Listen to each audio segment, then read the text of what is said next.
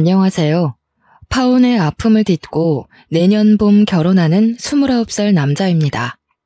불과 2년 전에 젊다면 젊은 나이에 파혼을 경험하였는데요. 아마 이 결혼을 했더라면 지금 저는 어떻게 살고 있을지 생각만 해도 끔찍하네요. 아무리 남녀가 사랑을 하더라도 어른들이 반대하는 결혼을 하면 안 된다는 말이 있죠. 저는 처음에 사랑 앞에 그깟게 무슨 대수냐 생각했었는데 막상 제가 겪어보니 옛말 틀린 게 하나도 없더라고요. 제가 왜 이런 이야기를 하냐고요? 보통은 결혼을 할 때 배우자의 흠까지 사랑으로 덮는다고 하잖아요. 무슨 사랑과 전쟁도 아니고 덮고 넘어갈 정도의 수준이 아니었거든요. 솔직히 누구나 실수를 하며 살 수 있다고 생각하는데요.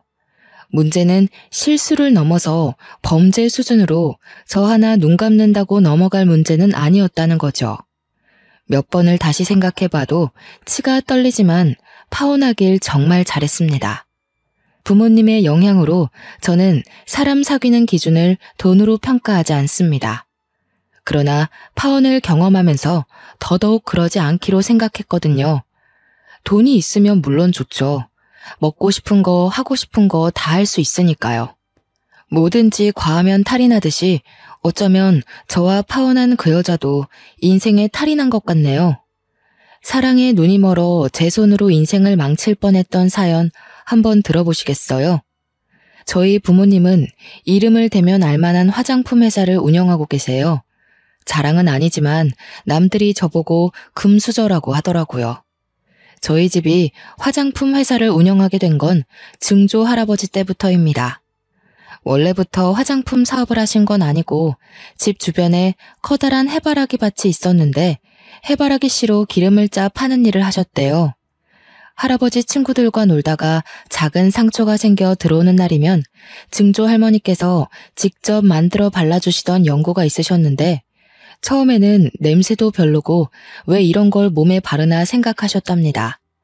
나중에 제 나이가 되셨을 무렵에서야 그 연고의 효능을 알고 화장품으로 만들어 대중화시키면 어떨까 하고 사업을 시작하신 거죠.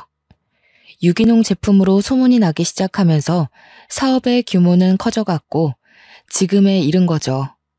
그렇게 저는 돈 걱정 없이 하고 싶은 거 다 하며 유복한 환경에서 자랐어요. 그렇다고 돈을 허투루 쓰거나 남들에게 집안을 과시하는 경우는 없었습니다.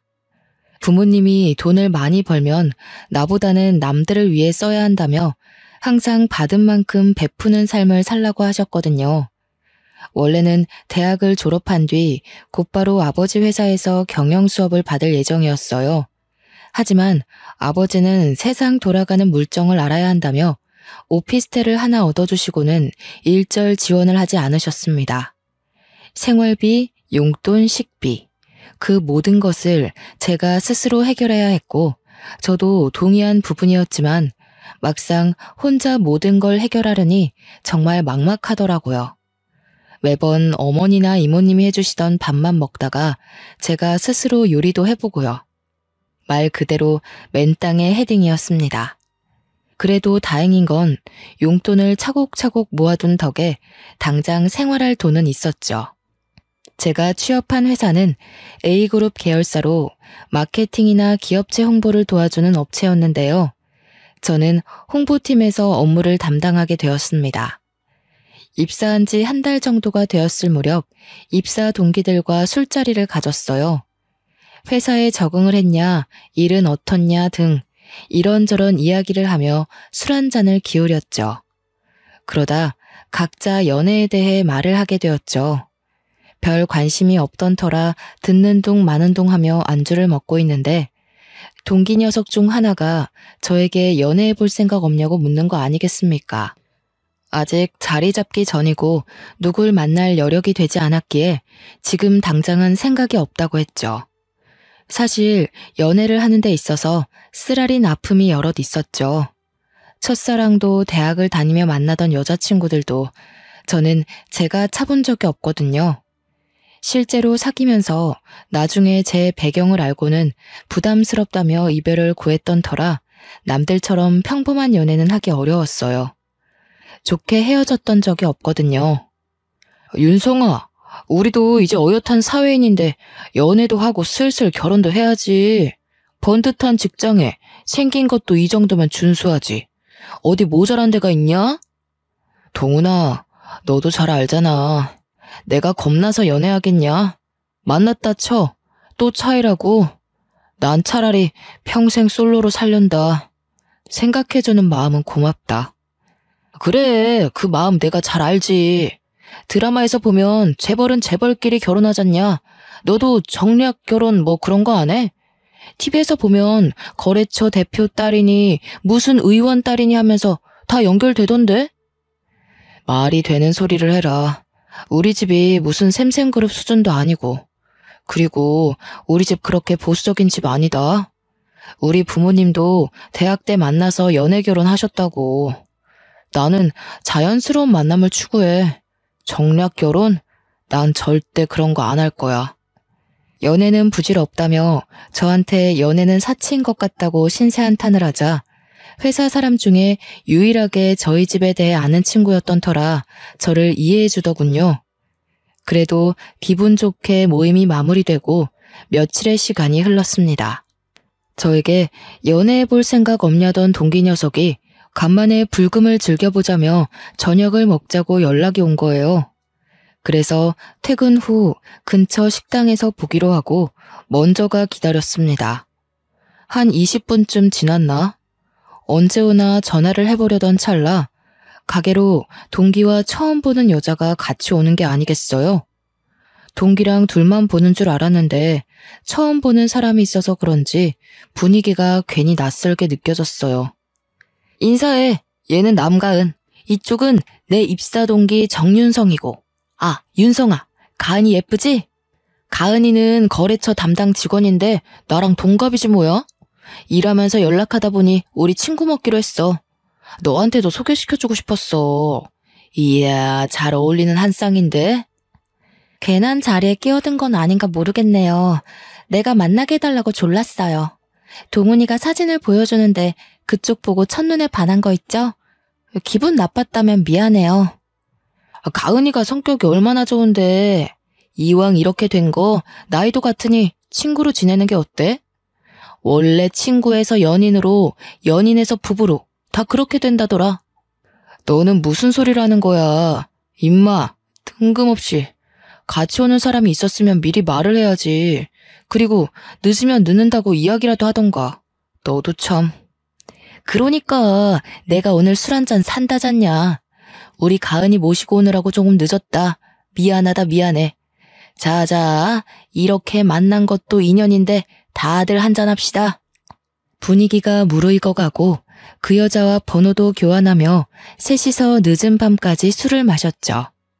그 여자도 취기가 있었지만 숙취해소제를 사와 저를 챙겨주는 모습에 호감이 생겼고요. 그 뒤로 서로 연락하며 좋은 친구 사이가 되었고 사적으로 만나는 횟수도 늘어나게 됐죠. 대화를 하다 보니 취미 생활도 비슷해 이야기가 더 잘 통했던 것 같아요. 제가 밥도 못 먹고 일한다 하면 자신의 도시락을 싸면서 제 것도 같이 싸주고 회사가 가까웠기에 지나가면서 일 때문에 힘들 텐데 당 충전을 하라며 커피도 사주고 세심하고 배려 있는 모습에 저는 감동을 받았죠. 이런 여자면 평생을 같이 살아도 행복할 것 같았어요. 어느 날 영화를 보고 맛있는 음식을 먹으며 데이트를 했는데 그날 제가 고백했습니다. 친구 말고 진지한 사이가 되어보자고. 그렇게 저희는 연인 사이로 발전했습니다. 지금 생각해보면 정말 후회할 짓이었네요. 시간을 되돌릴 수만 있다면 그때 저를 뜯어말렸을 거예요. 몇 개월이 시간이 흐른 뒤 가을 어기였을 겁니다. 여전히 저희는 열렬히 사랑하고 있었고 미래를 함께하기로 약속하여 결혼을 이야기했죠. 그러던 어느 날 대학 동창 모임이 있었는데 파트너를 데리고 오라는 소리에 여자친구를 소개시켜주고 싶어 동행했어요. 오랜만에 보는 얼굴들이라 한참 반갑게 인사를 하는데 잠깐 살펴본 여자친구의 표정이 왠지 어두워 보이는 거예요. 많이 어색한가 싶어 불편하면 자리를 옮기냐 물어봤지만 한사코 괜찮다며 대답을 하기에 괜찮은 줄 알았죠. 나중에서야 말씀드리겠지만 불편했던 이유는 따로 있었더군요. 친구들은 제가 결혼할 여자를 데려왔다고 하니 많은 관심을 가졌습니다. 윤성아, 재수씨 같은 미인을 만나다니 너 진짜 행운하다. 자식, 집안도 그렇고 뭐 하나 빠지는 게 없구만. 역시 태생부터가 다른 금수저였어. 야, 여기서 집안 이야기가 왜 나와? 조용히 해. 여자친구는 동료 소개로 만났어. 우리 지금 결혼을 전제로 진지하게 만나는 중이고 곧 양가 인사드리고 상견례 예정이야. 재수씨, 어디 살아요? 대학교 어디 나왔어요? 우리랑 동갑이랬나? 이 자식 원래 공개연애 같은 거 안 했는데 결혼한다는 말이 진짜인가 보네? 대단한데. 재수씨, 완전 땡 잡은 겁니다. 아, 저는 A대학 경영학과 나왔어요. 나이는 윤성 씨랑 동갑이에요. 윤성 씨 같은 사람 만나게 돼서 저는 엄청 감사하고 있어요. 땡 잡았죠. 친구들은 여자친구에 대해 상당히 궁금했는지 여러 질문을 많이 하더군요. 피곤할 법도 낯설 법도 한데 여자친구는 하나하나 친절하게 답변해 주더군요. 그렇게 화기애애한 분위기로 동창 모임이 끝났어요. 늦은 시간이기도 하고 내일 출근도 해야 하기에 자리를 파했습니다. 오늘 친구들 상대하느라 고생 많았어. 자식들이 좀 짓궂네. 많이 부담스럽게 한 것 같아서 내가 대신 사과할게. 미안해. 뭐 어때? 당연히 처음 만나는 사람인데 궁금한 게 있길 마련이지. 난 하나도 안 부담스러웠는걸. 자기 친구들이면 내 친구들이나 마찬가지지. 그렇게 여자친구를 바래다 주고는 회사 일 하랴 동창 녀석들 상대하랴 피곤해진 몸을 이끌고 겨우 집으로 왔고요. 며칠 뒤 대학 과동기였던 친구에게 연락이 왔는데요. 이 친구는 여자이지만 저와 둘도 없는 친한 친구입니다. 철없던 20살 대학생 새내기 시절을 함께 보낸 과에서 유일한 여학생이기도 했고요. 제가 군 생활하며 적응을 못하고 있을 때 쓸데없는 생각하지 말라며 강원도 인제까지 꼬박꼬박 면회를 와서 말동무가 되어준 정말 고마운 사람입니다. 친구는 제 여자친구에 대해 해줄 말이 있다며 전화를 한 거였어요. 그날 처음 봤을 텐데 제 여자친구에 대해 무슨 말을 하는지 궁금해 말해보라 했죠. 윤성아, 내가 너한테 좀 안 좋은 소리를 할 거야. 그래도 곡해하지 말고 들어줬으면 해. 네가 어떻게 생각할지 모르겠지만 네가 지금 만나는 여자친구가 말이야. 상당히 소문이 안 좋은 사람이니 조심하는 게 좋을 거야. 내 여자친구가 소문이 안 좋다니? 갑자기 연락해서 그게 무슨 똥단지 같은 소리야. 너 동창 모임에서 내 여자친구 처음 본 거 아니야? 무슨 근거로 그런 말을 하는데? 내가 너니까 이야기해주는 거야? 그 여자 A대학 경영학과 나왔다고 했지? 그 대학 나온 사람은 다 아는 이야기야. 그때 남자 문제가 끊이질 않았어. 젊은 이팔 청춘이 그럴 수 있다 생각하겠지만 도가 지나쳤다니까. 그러다 어느 날 갑자기 흔적도 없이 조용히 사라지더니 왜인 줄 알아? 대학 교수랑 불륜을 저질러서 얼굴 팔려가지고 휴학하고 해외로 튄 거였어. 야, 너는 지금 그게 말이 된다고 생각해? 내 여자친구가 그런 사람이라고? 도대체 네가 무슨 말을 하는지 하나도 이해가 안 가. 너 혹시 다른 사람이랑 착각한 거 아니냐? 내가 미쳤다고 이런 걸로 너한테 거짓말을 하겠니? 나도 대학생 때 사귀던 남자친구 민석이 알지? 걔 그 여자랑 바람나서 헤어진 거잖아. 나도 미쳤었지만 다시 화해해서 만나는데 그 여자가 임신했다면서 수술해야 된다고 민석이한테 돈도 뜯어갔었어. 이래도 내가 헛소리 같니? 아니, 어떻게 이럴 수가 있는 거지? 어떻게 생각해야 할지 감이 안 잡히네. 너 그 말 사실이야? 네 여자친구라는 그 사람 원래 양다리도 모자라 문어발로 남자 꼬시고 다녔던 사람이야. 혹시 모르니 너도 조심하는 게 좋을 거야. 그러다 정말 코 깨인다. 솔직히 처음에는 긴가민가 했거든. 얼굴이랑 이름이 달라서. 근데 어디서 많이 본 게 영 낯이 익어서 수소문 좀 해봤지. 알고 보니 외국으로 쫓겨나면서 성형을 좀 했나 보더라고. 개명도 했더라. 그래서 내가 선뜻 알아보지 못했던 거고. 믿는 건 네 자유야. 무슨 얼토당토 않는 이야기야. 너는 결혼할 여자 뒷얘기 들으면 퍽이나 기분 좋겠다. 생각 좀 하고 얘기해, 제발. 그러다 그 당사자가 내 여자친구가 아니면 너 고소 먹어도 할 말 없는 거야. 신고를 하던 말던 나는 사실만 이야기해주는 거야.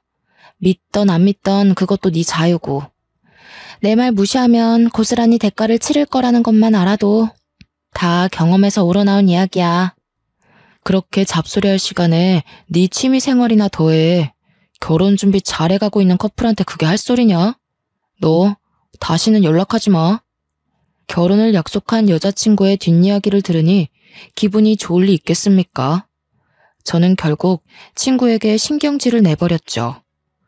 저도 사람인지라 친한 친구가 그렇게 이야기를 하니 살짝 의구심이 들긴 했습니다. 그래서 같이 근무하는 부서에 마침 A대학 출신의 후배가 있었죠. 혹시나 하는 마음에 대학 다닐 때 이런 소문 들어봤냐며 넌지시 이야기했어요. 선배, 그거 그렇게 놀랄 일도 아니에요. 그 대학 나온 사람들이면 웬만한 사람들은 다 알고 있는 이야기인데요, 뭐 여러 남자 만나고 다니는 거 이해한다 쳐요. 대박이었던 건 교수랑 불륜한 거. 그게 대박이었죠. 학교로 와이프 찾아오고 머리채 잡히고 난리도 아니었죠. 정말 그 정도로 심각했어? 그 여자도 정말 대단하다. 무슨 정신으로 임자 있는 사람이랑 그런 짓을 했대? 그야 본인들만 알겠죠. 교수 와이프가 임신까지 했었는데 그 일로 유산했고요. 그 여자 얼굴 팔리고 학교 못 나와서 휴학하고 외국으로 날랐잖아요. 상간녀 소송도 당하고 아마 위자료 꽤나 물어줬을걸요.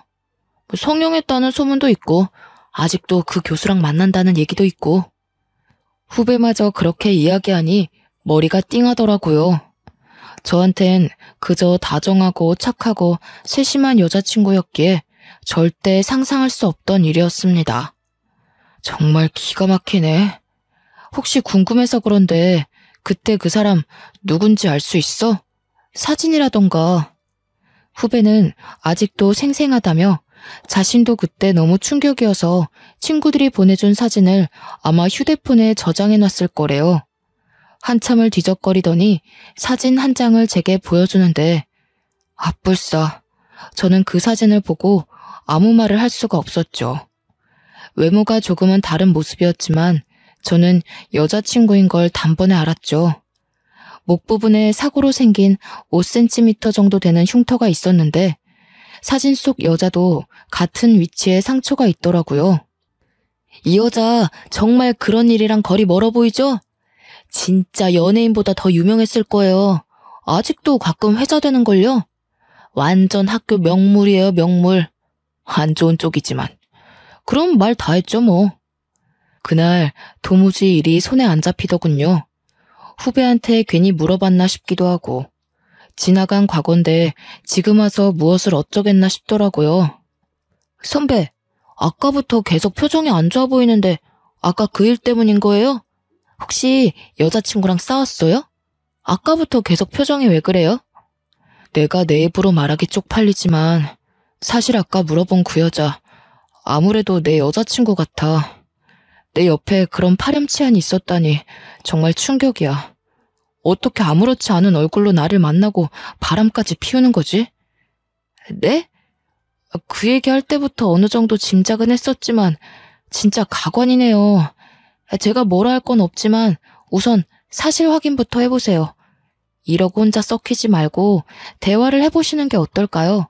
직접 들어봐야죠. 결국 찝찝한 마음을 덜어내기 위해 퇴근 후 여자친구와 만났어요.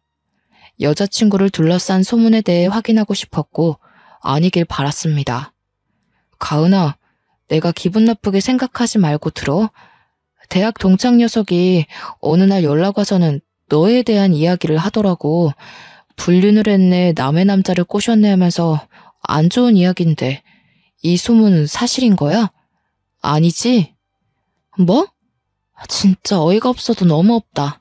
말도 안 되는 소리야. 윤성 씨는 나를 그 정도로밖에 생각을 안 했어? 오히려 내가 실망인데? 나보다 자기 친구들 말을 더 믿는 거야?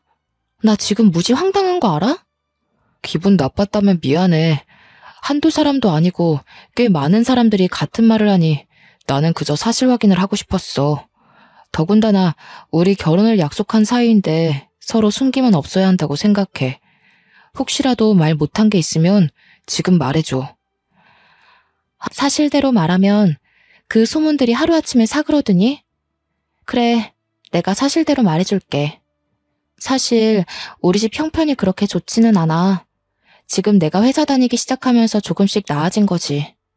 가난 때문에 나를 좋아하는 남자를 눈앞에서 친구한테 뺏기는 상처를 받았거든. 그렇게 중학교 시절에 트라우마가 생겼고 잘난 남자를 만나는 사람을 보면 그때 일이 생각나서 괜히 복수해주고 싶더라고. 그래서 그랬어. 나는 그게 조금 이해 안 되는데 그 시절 트라우마가 얼마나 심했으면 그게 지금까지 이어지는 건데 내가 이해를 못하는 것일 수도 있지만 자기가 조금 이상하다는 생각 안 들어? 그래, 나도 내가 이상한 거 알아. 근데 결단코 그 이후로 누굴 만나거나 그런 적 없어. 그리고 대학 교수도 유부남인 거 몰랐어. 그건 정말이야. 저는 여자친구의 해명에 그 어떤 대답을 해줄 수가 없었어요.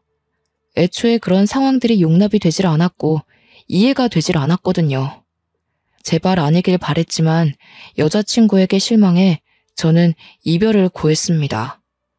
며칠이고 여자친구는 연락을 해오며 과거에 연연해하지 말고 지금의 온전한 자신을 봐달라며 사정을 하더라고요. 회사 앞에도 찾아오고 여전히 아침마다 정성스럽게 싸운 도시락을 회사로 전달해주고 본의 아니게 저를 속인 것에 대해 많이 반성하고 있다고 매일 연락도 해왔어요. 그런 행동이 계속되자 저도 무슨 생각에서 측은지심이 들었고 2달여 만에 여자친구를 용서하고 결국 다시 만남을 이어갔습니다. 나이도 나이인지라 과거는 용서하기로 했고 저희는 다시금 불타오르는 사랑을 했죠. 결혼에 대해 진지하게 고민을 하며 양가 집안에 인사를 했습니다. 그때서야 여자친구에게 저희 집안에 대해 이야기를 해주었어요. 가은아, 대한화장품이라고 알지? 그 회사 대표님이 우리 아버지셔. 어머니는 로얄 미술관 운영하시고. 미리 말 못해서 미안해. 사실 네가 날 부담스러워할까봐 말을 못하고 있었어. 그게 뭐? 자기 부모님이 뭐 하시는 분이던 상관없어. 내가 윤성 씨랑 결혼하는 거지. 그 배경이랑 결혼하는 건 아니잖아. 그리고 이렇게 저렇게 살았든 무슨 상관이야. 제일 중요한 건 우리 둘이야. 여자친구는 의외로 덤덤했고 아무렇지 않아 하더군요. 마치 미리 알고 있다는 듯이 그런 게 대수냐며 결혼에만 집중하자 하더라고요. 순간 우리 집에 대해 알고 있나? 동훈이가 우리 집에 대해 말했나? 이런 생각이 들더군요. 여자친구의 전적이 있던 탓인지 살짝 의구심이 들었어요. 하지만 저한테 잘하고 서로가 다시 시작하게 된 만큼 과거 따위가 뭐가 중요하겠습니까? 저는 이내 긴장을 잔뜩 한 채 여자친구 집에 인사를 드리러 갔습니다. 여자친구네 집은 여느 집처럼 평범한 집이었어요. 아버지는 고등학생 때 돌아가셔서 안 계시다 들었는데 홀어머니와 남동생 셋이서 서울 변두리 25평 아파트에 살고 있었습니다. 예비 장모님은 이렇게 번듯한 사윗감을 얻게 돼서 좋다며 반갑게 맞아주셨죠. 우리 가은이가 부족한 게 많아. 내 눈엔 그저 아직 어린아이 같은데 결혼을 한다니. 아이 아빠가 그렇게 가고 혼자 어렵게 키웠는데 많이 보태줘야 하는데 그러질 못해서 미안하네. 아닙니다, 장모님. 저희가 좋아서 하는 결혼이고 그저 부모님들은 저희 예쁘게 잘 살라고 응원만 해주시면 그걸로 만족합니다. 가은이 저한테 맡겨주셔서 감사드려요. 실망시켜드리지 않을게요. 장모? 자네가 그렇게 생각해주니 내가 고맙지. 여긴 내 집이다, 우리 엄마다 생각하고 편하게 대해줘. 아이고, 듬직해라. 그렇게 상견례 날까지 무사히 진행되었고 결혼 준비로 바쁜 나날을 보내게 되었습니다. 결혼을 2달여 정도 남긴 시점이었을까요? 저희는 모처럼 정신없던 일상에 휴식기를 갖고자 제주도로 여행을 가기로 했어요. 유부녀 유부남이 되기 전 마지막 여행 겸 저희만의 기념을 하고 싶었습니다. 저는 여자친구에게 제주도 여행을 제안했죠. 4박 5일간의 빡빡한 일정 속에 시간 가는 줄도 모르고 좋은 시간을 보냈습니다. 여행 마지막 날 밤 쇼핑도 하며 하루 종일 돌아다닌 탓인지 피곤한 몸을 이끌고 일찍 잠자리에 들어 단잠에 빠져 있었어요. 목이 말라 물을 마시려 새벽에 눈을 떴는데 옆에 있어야 할 여자친구가 없는 겁니다. 화장실이라도 갔나 싶어 거실로 나오니 베란다에서 통화를 하고 있는 게 아니겠어요? 그 새벽에 하하호호 웃으며 통화를 하기에 무슨 이야기를 하나 싶어 가만히 듣고 있었는데 과관이더라고요. 내가 과거까지 들켜가면서 눈물바람으로 겨우 붙잡았다니까? 동창회 갔는데 날 알아보는 사람이 있더라고. 뜨끔했는데 뭐 어떡해. 아무렇지 않은 척하느라 죽는 줄 알았어. 사람들은 나보고 못됐다고 하지만 이게 다 먹고 살려고 하는 거 아니겠어? 내가 외국으로 나가서 성형수술까지 하면서 어떻게 한 신분 세탁인데. 그래도 이렇게 돈 많은 집안인 줄은 몰랐네. 완전 땡큐지. 그래, 얼굴이랑 이름까지 바꿨으면 됐지. 여기서 뭘 더해? 나 서울 올라가면 그때 봤던 호텔에서 좋은 밤 보내자고. 사랑해. 누군가와 이런 대화를 하고 있는 겁니다. 신분 세탁, 성형수술, 과거가 있다고? 이런 내용이 딱 봐도 결혼을 앞둔 여자가 통화할 내용은 아니잖아요. 저는 우선 자는 척을 하며 여자친구가 잠이 들 때까지 기다렸습니다. 1시간 정도가 지났을까 여자친구가 깊은 잠에 빠져들고 저는 이때다 싶어 휴대폰을 봤어요. 통화 기록, 사진첩, 메시지를 전부 살펴봤는데 알고 보니 내 사랑 하트로 저장된 사람과 무수한 연락을 주고받았더라고요. 서로 사랑을 하니 보고 싶니 등 서로 죽고 못 사는 연인 사이의 대화였죠. 그것들을 보다가 더 기가 막힌 사실을 알았는데 뭐였는지 아세요? 바람을 피운 상대가 처음 여자친구를 소개시켜줬던 회사 동기였던 겁니다. 믿는 도끼에 발등 찍힌다는 말이 있죠. 알고 보니 동기랑 3년 넘게 동거 상태였고 저랑은 사기 결혼해서 우리 집 돈을 빼먹으려고 수쓴 거였어요. 동기는 입사 후 교육도 같이 받고 저와 친분이 있어 제가 집안 이야기를 조금 했거든요. 아무래도 그게 화근이었던 것 같았죠. 동기와 짜고 저에게 계획적으로 접근했다는 사실에 분노가 치밀어 올랐습니다. 그저 기가 막히고 어이가 없는 상황에 당장이라도 얼굴에 물을 끼얹고 싶었지만 서울로 올라간 뒤 나름의 복수를 하기로 했어요. 정말 너무 괘씸했거든요.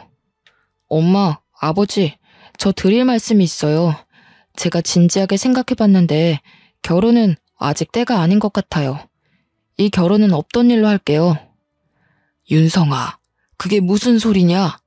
상견례까지 마치고 날까지 다 잡아놨는데 새아가랑 무슨 일이라도 있는 게야? 싸운 거야? 그게 아니라요. 제가 제 입으로 말하기 부끄럽지만 가은이 오래전부터 동거하고 만나던 남자가 있더라고요. 저한테 아무래도 계획적으로 접근한 것 같아요. 이거 보세요. 아버지께 여자친구의 일을 사실대로 말씀드리며 제 휴대폰에 저장해놓은 사진과 녹음 파일, 동영상을 모두 보여드렸죠. 아니 이게 진짜 사실이란 말이냐? 여태껏 너를, 아니 우리를 가지고 놀았단 말이냐? 세상에 이런 괘씸한 일이 있나? 이런 것들은 사회에서 갱생할 수 없게 만들어야 해. 이건 우리 집안을 무시해도 개무시를 한 거야. 내 이것들을 그냥. 아들, 너 왜 그런 거 말도 안 하고 여태 혼자 참았니? 엄마 아빠가 뒤에 이렇게 눈을 시퍼렇게 뜨고 있는데 감히 내 이것들을 그냥. 여보, 윤성이한테 맡겨봅시다. 저 녀석도 다 생각이 있는 거겠지. 나라고 안 나서고 싶겠어? 내 당장 윤 변호사 시켜서 그것들을 감옥에 쳐넣어도 모자라지만 윤성이가 알아서 잘 해결할 테니 일단 두고 봅시다. 그래, 앞으로 어떻게 할 생각이냐? 이번 일로 인생의 쓴맛을 알았어요. 그런 여자를 믿은 제가 바보였죠. 길지는 않지만 어느 정도 사회생활을 해봤으니 아버지 회사에서 배우고 싶어요. 듣던 중 반가운 소리구나. 아직 약속한 시간이 남긴 했다만 상황도 상황이니만큼 그렇게 하도록 해. 내가 김 대표에게 연락해둘 테니 알아서 처리하고 다음 주부터 회사로 나와. 저는 다니던 회사에 사직서를 제출하는 것과 동시에 사내 게시판에 바람을 피운 동기를 저격하는 글을 올렸어요. 물론 제가 가지고 있던 모든 증거 자료까지요. 제 아내의 내연남을 고발하고자 합니다. 회사에서 함께 일하는 동료가 저와 결혼 예정 중인 예비 아내와 바람을 피고 있습니다. 내연남은 마케팅 2팀의 대리이며 이미 제 예비 아내와 만나서 여러 번 깊은 관계를 가졌음에도 입사 동기였던 저에게 의도적으로 소개해 주었으며 심지어 결혼을 얼른 하라고 부추겼습니다. 저는 뒤늦게 둘의 더러운 관계를 알게 되었고 여러분들에게 마케팅 2팀에 소속된 내연남의 이중적인 모습을 보여주어 더 이상 다른 분들은 피해 없길 바라는 선의에서 이 글을 게시합니다. 야, 정윤성!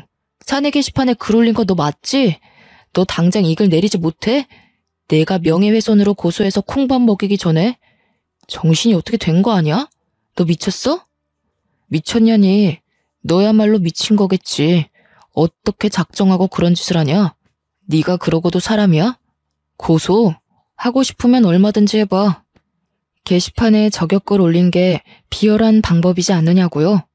그러면 그들과 똑같은 사람 되는 거 아니냐고요? 작정하고 사기치려 달려드는 사람들도 있는데요. 저라고 못할 거 없지 않습니까? 물론 여자친구 회사 익명 게시판에도 글을 올렸죠. 반나절도 지나지 않아 제 휴대폰은 불이 나기 시작했고 여자친구, 동기, 회사 동료들까지 저는 모든 연락을 차단했어요.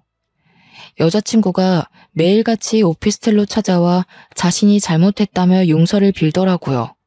저는 곧바로 짐을 모조리 싸들고 부모님 집으로 합가했습니다. 윤성 씨, 왜 이렇게 연락이 안 돼? 지금 자기가 무슨 오해를 하고 있는 것 같은데 내가 다 설명할게. 나랑 이야기 좀 하자. 5분만 시간 내줘. 내가 말했지. 너랑 동훈이는 상대할 가치도 없어. 이렇게 이야기해주는 것도 마지막이야. 아무리 매달려봤자 니들이 치른 죗값 달게 받을 준비해. 아주 나락으로 보내버리기 전에 그 더러운 면상 당장 치워. 저는 눈 하나 깜빡하지 않고 조용히 넘어가는 것만으로도 감사하라며 보안 요원들을 시켜 여자친구를 오피스텔 밖으로 쫓아버렸습니다. 얼마 뒤 모르는 번호로 연락이 오더라고요. 익숙한 번호였습니다. 바로 예비 장모님이었죠. 내가 자네한테 뭐라 할 말이 없네. 내가 자식을 잘못 키운 탓이야. 자네같이 번듯한 사람을 두고 어떻게 그런 짓을 할 수가 있는지. 나도 이해가 안 되네. 지금 가은이가 집에 안 들어온 지 한 달 정도 됐는데 자네가 나를 봐서라도 한 번만 용서해 줄 수 없겠나? 내가 대신 사과하겠네. 어머님, 죄송하지만 저는 그럴 수 없을 것 같습니다. 막말로 반대로 생각해서 가은이가 저 같은 상황에 처했다면 어머님은 가만히 계셨을 건가요? 저희 부모님 말리느라 저 죽는 줄 알았습니다. 이해하시리라 믿고 전화 끊겠습니다. 후배가 전화로 여자친구와 동기는 회사에서 잘렸다는 소식을 전해왔습니다. 직장 동료들이 말하길 동기 집에서 같이 살며 구직 활동을 하고 있다더군요. 취업이 잘 되지 않아 일용직, 배달 아르바이트를 전전하며 겨우 생활한다더라고요. 회사에서 저 없으니 일이 안 돌아간다며 안부 전화를 핑계로 그들의 소식을 간간히 전해주었어요. 그들은 저와 연락이 닿질 않자 계속 집에 찾아오고 회사에 찾아가서 난동도 부리고 동료들한테까지 부탁해서 어떻게든 저한테 연락하려고 안간힘을 쓰더군요. 선배, 동훈 대리님 피해 다니느라 아주 그냥 죽을 맛이에요. 어찌나 끈질긴지. 사내 게시판에 동훈 대리님 저격글 올린 거 선배 맞죠? 그것 때문에 회사에서 난리도 아니었어요. 그 여자 찾아와서 선배 어딨냐고 소리 지르고 난리도 아니었다니깐요. 회사에까지 찾아와 난동을 부렸다는 말에 그대로 두면 안 될 것 같아 여자친구에게 이야기 좀 하자며 연락했어요. 둘이 같이 있었는지, 아니 그 동기가 전화를 받더라고요.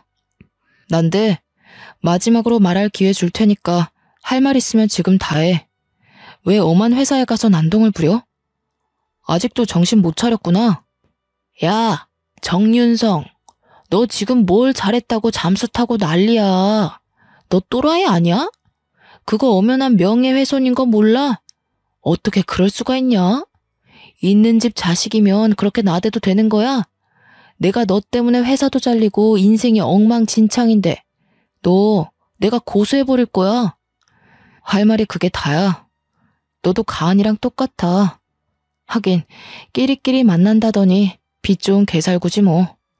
야, 서로 좀 도움이 되는 사람끼리 만나라. 가만 보니 너도 눈이 엄청났구나. 마지막으로 말하는데 한 번 더 회사로 찾아가서 난동 부리면 각오하는 게 좋을 거야. 난 더 이상 할 말 없는데 할 말 다 했으면 끊는다.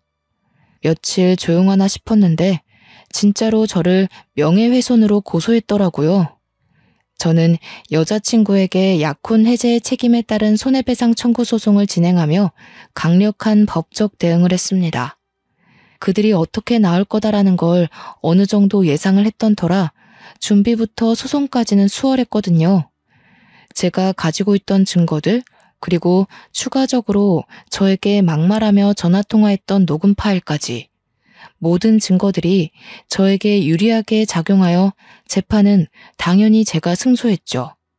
그들은 저에게 5천만 원이라는 배상금을 지불하라는 판결을 받았습니다.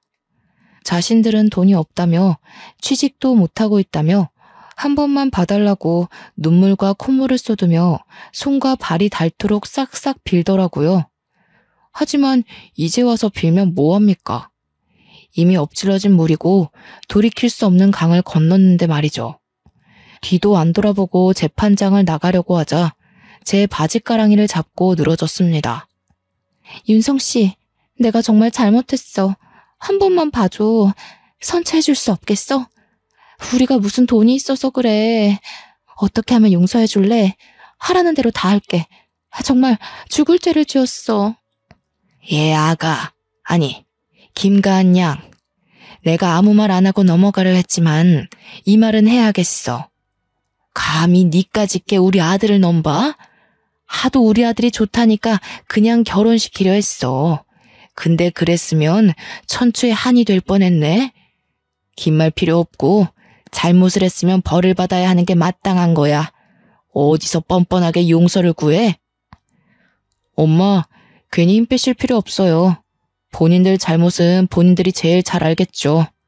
더 이상 상대할 가치도 없으니 집에 가서 이모님한테 맛있는 거나 해달라고 해요. 윤성아, 내가 정말 잘못했다. 나를 때려 죽여도 좋아. 제발 선처해줄 수 없을까? 내가 무슨 염치로 너에게 용서를 바라겠냐만 우리가 무슨 돈이 있냐. 회사에서 잘린 탓에 퇴직금은커녕 오히려 빚만 생겼어. 이렇게 부탁할게. 제발. 결국 그들은 배상금을 지불하지 않는 대신 저희 회사에서 미화 직원으로 일을 하기로 했습니다. 자신들이 용서받을 수 있고 돈을 벌 수 있는 일이라면 무슨 일이든지 하겠다고요.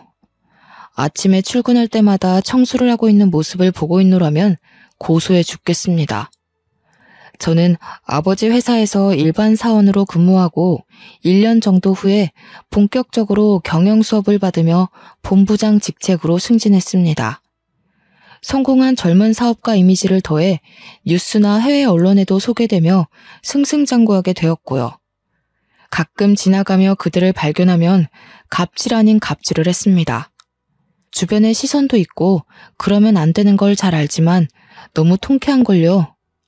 여기 복도가 왜 이렇게 더럽습니까? 보안요원, 여기 청소를 도대체 누가 하는 건가요? 이런 거 제 위치에 해놔야 미연의 사고로 방지할 수 있는 겁니다. 여기 책임자 누굽니까? 아까 미화부 직원들이 청소를 한다 했는데 알아보겠습니다.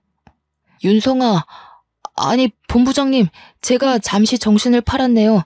다시 하겠습니다. 정말 죄송합니다. 잘리기 싫으면 똑바로 하란 말이야. 화장실도 이동훈 씨 책임구역이죠? 요즘 거기 냄새 많이 난다고 사람들이 직접 방향제를 뿌립니다. 얼마나 청소를 안 했으면 직원들이 그럽니까? 화장실 청소 하나도 못해요? 미아팀 직원 관리랑 교육을 도대체 어떻게 하는 거야? 아이고, 본부장님 죄송합니다. 제가 잘하라고 지시했는데 실수가 있었나 보네요. 다시 시정하도록 하겠습니다. 내가 부당하다고 생각해요? 일하는 만큼 월급 드리지 않습니까? 각자 역할이라는 게 있는 겁니다. 매뉴얼도 있고 하는 방법도 나와 있는데 청소 하나 하는 게 그렇게 어렵습니까? 그리고 계단이나 여기 에스컬레이터 손잡이 보세요. 청소 안 하시죠? 청결은 건강에도 영향을 미친다는 거 모릅니까? 당장 깨끗하게 다시 하세요. 본부장 직책을 맡고서는 정말 바쁜 나날을 보냈습니다. 아버지께서 과제 명목으로 주시는 크고 작은 프로젝트를 여러 개 성사시키기도 했죠. 덕분에 경영 수업을 받는 후계자로서 회사의 입지 또한 많이 좋아졌어요. 툭하면 출장에 야근에 많이 피곤했지만요. 열심히 서포터해주는 팀원들과 협동해서 늘 좋은 성과를 냈어요. 그중에 가장 팀워크가 좋았던 건 유 팀장이었습니다. 유 팀장이 누구냐고요? 직장에서 같이 근무했던 제 후배 기억하시나요? 그 후배는 대학을 나오지 않았음에도 명석한 두뇌와 일머리가 좋기로 소문났던 인재였죠. 같이 근무하며 정말 일 잘한다라는 말을 입에 달고 달았을 정도였으니깐요. 작은 회사에서 썩히긴 아까운 사람이었고 본래 마케팅 업무를 했던 사람이라 그런지 업무를 해결하는 능력이 상당히 좋았습니다.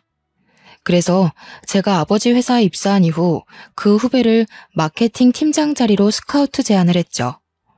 저와 일하는 것이 즐겁다며 흔쾌히 허락했고 여전히 좋은 파트너로 잘 지내오고 있답니다.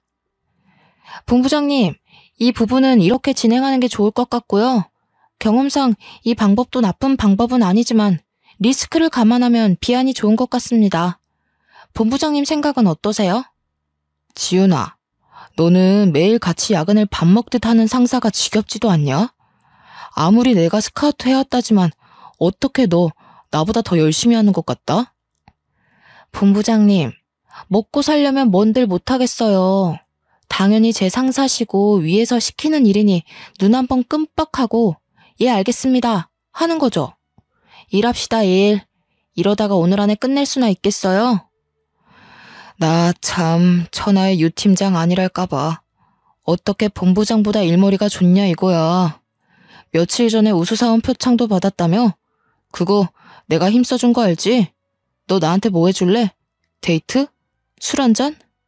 선배, 시덥지 않은 농담 그만하고 마저 검토나 끝내요. 그리고 선배가 뭔 힘을 써줘요. 모두가 제 능력을 알아본 거지. 무슨 농담을 못하냐. 내가 너 때문에 오기가 생겨서 더 열심히 일해야겠다. 이러다 나 제치고 본부장하고 사장하고 아주 그러다가 회사 오너 되겠어. 함께 일하며 울고 웃고 많은 시간을 함께하니 자연스레 정이 싹 트더군요. 처음에는 호흡이 맞는 직원일 뿐이었지만 어느 순간 일뿐만 아니라 제 옆에 늘 있어주면 좋겠다는 생각을 했죠.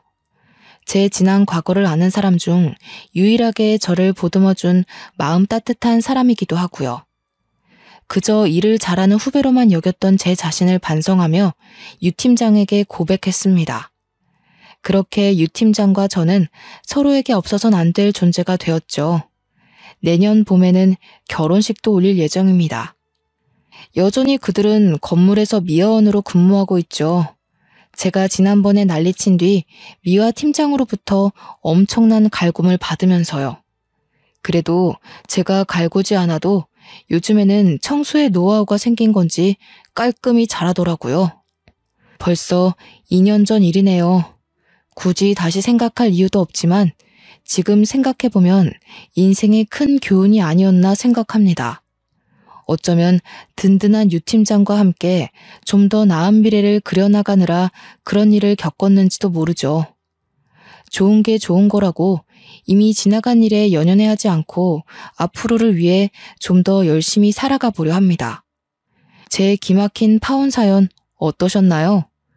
흔한 일은 아니지만 혹시라도 여러분 주변에 이런 분들이 있다면 꼭 구제해 주세요. 그리고 남들이 조금이라도 반대하는 연애는 절대 하는 게 아닙니다. 상대방에게 온전한 내 마음을 건네줄 수 있는 믿음이 생긴다면 꼭 그런 사람과 아름다운 사랑을 하시기 바랍니다. 제 긴 사연을 읽어주셔서 감사합니다. 좋은 나날 되세요.